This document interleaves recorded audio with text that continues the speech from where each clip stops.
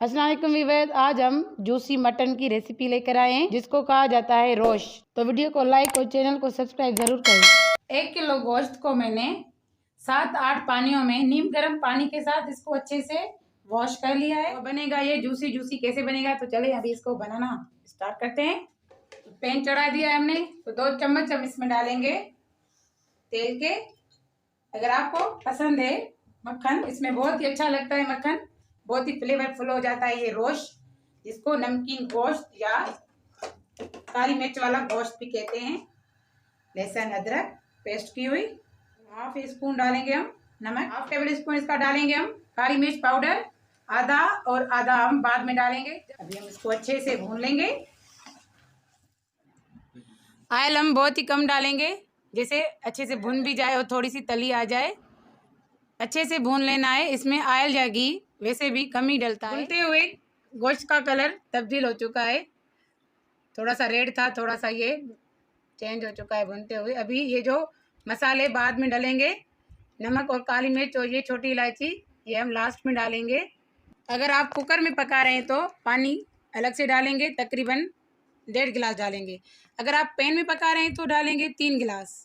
तो आपकी मर्जी है, अगर आपको पसंद है प्याज तो आप प्याज एक ऐड करें। इसमें तरीके से ये गलना चाहिए गोश्त।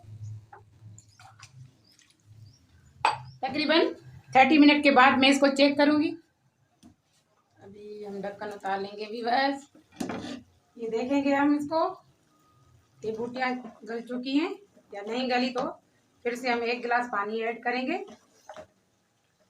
तो चेक करूं, ये मटन गोश्त है तो जल्दी से गल चुका है। देखें व्यूअर्स, ये बिल्कुल ये गला हुआ है। तो अगर ये बीफ का होता तो थोड़ा सा टाइम और लेता। तो हम इसी पानी में इसको खुश कर लेंगे। अभी ऐड करेंगे थोड़ा नमक, भी मैंने चेक किया है थोड़ा सा कम है, ब्लैक पेपर और ये छोटी इलायची।